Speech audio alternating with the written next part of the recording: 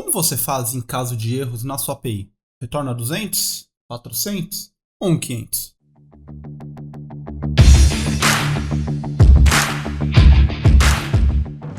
Seja muito bem-vindo ao canal do Desenvolvedor.io. Eu me chamo Bruno, sou Microsoft MVP e pai de um monte de 3 filhos. E hoje iremos abordar o tema respostas HTTP. Se você trabalha com microserviços, não necessariamente fazendo uma API RESTful, esse vídeo definitivamente serve para você também. Uma boa utilização dos status codes reflete diretamente nos seus sistemas de APM, como o Datadog, App Dynamic ou qualquer outro que sirva para monitorar seus serviços. Você sabia que o HTTP é connectionless? Vou te explicar. Na comunicação entre dois terminais de rede com um protocolo connectionless, uma mensagem pode ser enviada de um terminal para outro terminal sem um acordo prévio. O dispositivo na outra extremidade da comunicação responde os dados endereçados a quem chamou ele, sem garantir que o destinatário esteja disponível para receber os dados. Que definição meio chata, né? Mas não se preocupe, o pai explica. O HTTP é connectionless. Isso significa que, para toda chamada, haverá uma resposta. Eu faço uma chamada lá para o Google, por exemplo, e eu não sei se o Google está disponível para receber minha chamada. Por outro lado, uma vez que o Google recebe a minha solicitação, ele irá processar e responder a chamada, ainda que o cliente, no caso eu, não esteja mais esperando a resposta. Por exemplo, eu digitei www.google.com, apertei Enter, a minha requisição chegou até o servidor do Google e eu fechei o browser. Independente disso, o servidor dele vai responder. Um outro exemplo, você acessa um formulário, preenche ele e clica no botão de enviar. E assim que você clica, a mensagem vai ao teu servidor e você fecha o browser. Se os dados for recebido lá no servidor, ele vai processar a chamada e não importa que você fechou o browser no meio do processo. Por isso que o HTTP é connectionless. Quando o servidor recebe uma solicitação HTTP, o cliente deve saber o resultado da ação, se houve sucesso ou falha. E é aí que os códigos de status HTTP eles entram. Os códigos são diversos e padronizados, cada um com um objetivo específico. Em uma API RESTful, o servidor deve sempre retornar o status code correto para aquele tipo de chamada. Os status codes são separados por categoria. A categoria 2x são referentes a status de sucesso. A 3x são categorias de redirecionamento, 4x erro no cliente, 5x erro no server. Nesse nosso papo, eu vou conversar sobre as principais respostas, aquela que utilizamos constantemente. Eu vou começar pela categoria de 200. O 200 significa OK. É um padrão que representa sucesso. É uma resposta para get e delete. 201 created indica que um recurso foi criado. Utilize ele para a resposta do post. E também retorne o header location, indicando o caminho do get para obter os detalhes desse recurso. Ah, Bruno, mas eu acabei de criar o recurso, passei todos os dados. Qual o sentido de retornar ele novamente para a tela? Ótima pergunta. É porque você está pensando que o recurso foi totalmente criado pelo front-end, por exemplo, ou por um serviço que chamou a nossa API. Mas não é muito difícil a gente pensar em factory, por exemplo. Nesse caso, basta 1 ou 2 parâmetros e um recurso enorme e complexo pode ser criado. Por exemplo, modelo Ferrari, cor amarela. O retorno pode ser enorme com descrição da cor dos bancos, quantas rodas, enfim. Você já deu para você entender, você pegou a ideia. Veja aqui, eu estou fazendo um exemplo de post, preencher aqui alguns dados e vou clicar em salvar. Olha só, ele salvou com sucesso, ele me retornou todo o objeto que ele criou. Veja que tem mais informação do que aquilo que eu enviei. E aqui aquilo que eu acabei de falar, eu estou retornando o header com a opção de location. Para localizar esse usuário que eu acabei de criar, você tem que bater nesse endpoint. Vamos acessar esse endpoint. Pronto, acessei o endpoint. Tá aqui a informação do usuário que eu acabei de criar. 204, no content. Representa que a request foi processada com sucesso, mas não há nenhum conteúdo para ser retornado. Geralmente utilizamos ele com put e pat. Também para situações em que o get não retornou resultados. Mas fica calmo, essa do get é um tanto polêmico. Eu vou voltar nesse ponto após falar sobre a categoria 4x. Fica aí, não se coce ou pule o restante. E aí, tá gostando desse vídeo? É um oferecimento da Desenvolvedor.io, a maior e melhor plataforma de cursos da Microsoft do Brasil. Acesse desenvolvedor.io. 202 accepted. Indica que o servidor aceitou a request. Esse é um ótimo status code para processos assíncronos. Por exemplo, um cenário onde o usuário faz o upload de uma planilha que será processada em background. Entregamos um 202 para o usuário e posteriormente o front-end pode bater em outro endpoint e ficar consultando o status desse processamento. Categoria 3x, que é uma categoria destinada a redirect. Vou ser sincero, como desenvolvedor, eu não consigo visualizar cenários em que nós vamos utilizar a categoria 300 a partir de uma API RESTful. Em geral, o 302 é bastante utilizado em desenvolvimento front-end, como Razor, OnSPA quando a página não existe. E o 301 Moved Permanently é utilizado por sysadmins para indicar que um site foi permanentemente redirecionado para um novo endereço. A categoria 4x é uma categoria de erros no client. Indica que o client cometeu uma falha na requisição. 400 Bad Request, famoso para nós desenvolvedores.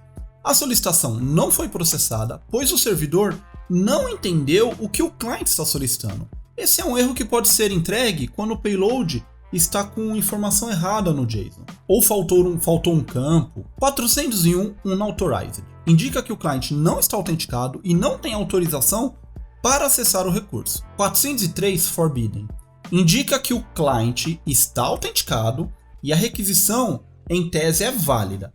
Porém, o cliente não tem permissão para acessar o recurso. Por exemplo, eu sou um usuário comum, logado no sistema e tentei bater no endpoint admin. Eu estou logado, a requisição é válida, mas eu não tenho acesso. Portanto, 403. 429 Too Many Requests. Esse status ficou famoso há pouco tempo. Em épocas em que tudo é massificado, milhões de chamadas, microserviços, passamos a fazer o controle de rate limit. E quando alguém ultrapassa esse rate limit, o que nós fazemos? 429 nele. 404 Not Found. Indica que o recurso não foi localizado. E agora quero abrir um parênteses e retornar ao ponto que acabamos de falar. Quando devolver um 204 ou um 404? O que eu vou dizer aqui é minha opinião. Não é baseado numa literatura. Até acredito que deve existir uma. E se existir, deixa seu comentário aqui para me ajudar. Para resolver essa questão, eu trabalho olhando o aggregate root. Olha ele aqui de novo. Mais uma vez, estou olhando para o DDD para resolver esse problema. Pense no seguinte esquema de URL. Conta corrente /usuário /transações. Essa URL, na teoria, exibe todas as transações de um determinado correntista. E como eu faço para distinguir o 404 do 204? É simples. Se o correntista não existir, ou seja, a raiz da agregação não existe. Logo, eu retorno o 404. No entanto, caso o aggregation root existe, mas não há transações, então eu retorno um 204 no content. Por quê? Porque o correntista existe, mas ele não tem nenhuma transação cadastrada. Por isso que é um no content. E perceba, isso é um ponto de vista individual. Se você não concordar aqui, tudo bem, depende da forma que você explica, da forma que você expõe a sua ideia, caberia um 204 também. Mas se você não concorda, põe aí nos comentários, coloca o seu ponto de vista, e eu não tenho problema nenhum em mudar a minha posição. E aqui mais um detalhe sobre status code. Esses status codes, ele depende do cenário no qual a sua API está inserido. Como assim, Bruno? Depende do cenário? O pai explica. Num cenário em que a segurança fala mais alto, por exemplo, autenticação. A parte pública da sua API nunca deve retornar em 404 na busca de um usuário, por exemplo. É sempre 200 ok. Como assim? Pense que você chegou na tela de recuperar senha e digitou meu usuário @gmail.com. O Gmail vai sempre retornar uma mensagem mais ou menos assim: acesse o e-mail X e siga as instruções para recuperar a senha. Perceba que a mensagem é sempre mais ou menos a mesma, ou seja, retorna 200 ok em todos os casos, mesmo naquele que o e-mail não existe. Aí você vai falar: ah, Bruno, acabamos de ver, mas isso não é RESTful. Pois é, você tá certo. Não é RESTful e nem deve ser, pois o cenário que ele está inserido é muito sensível e deixar claro o tipo de resposta, por exemplo, 404 usuário não existe, ajuda o atacante a raspagem de informações e, segundo o OASP, é considerado uma falha de segurança. Então, Bruno, você está me dizendo que o RESTful não é seguro? Calma, não é bem assim. O que eu estou dizendo é que o RESTful tem outro objetivo: padronizar suas chamadas, padronizar sua API. E como tudo na nossa área, existem trade-offs. Tornar sua API padrão significa menos tempo de aprendizado de quem está consumindo. E todo aquele bate-papo que a gente fez lá no primeiro vídeo. Mas existem cenários que outras abordagens são melhores, como o exemplo que eu acabei de dar, ou então o GraphQL, que também não é RESTful e também nem pretende ser. Fecha parênteses. E voltando para a categoria 4x. Tenho que mencionar também o Problem Details. Existe a RFC 7807, que define um formato padrão de respostas de erro. Esse padrão se chama Problem Details. A RFC diz que o Problem Details é uma maneira de transportar detalhes legíveis em uma resposta HTTP para evitar a necessidade de definir novos formatos de resposta em APIs HTTP. E olha que legal, o ASP.NET já tem uma implementação nativa para essa RFC. Agora eu vou fazer um exemplo para retornar no Problem Details.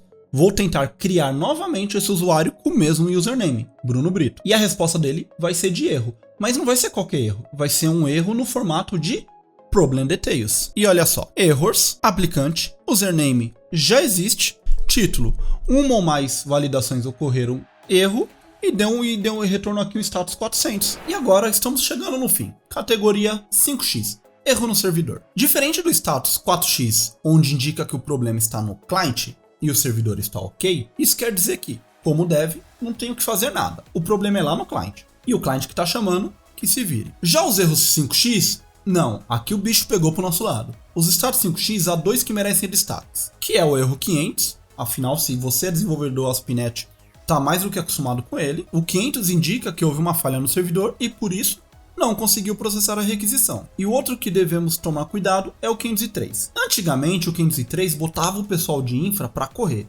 pois indica que o serviço está disponível. É um status comum em cenários de ataque DDoS, que é quando o web server sobrecarrega de requisição e não consegue processar mais nada, e aí ele começa a devolver 503.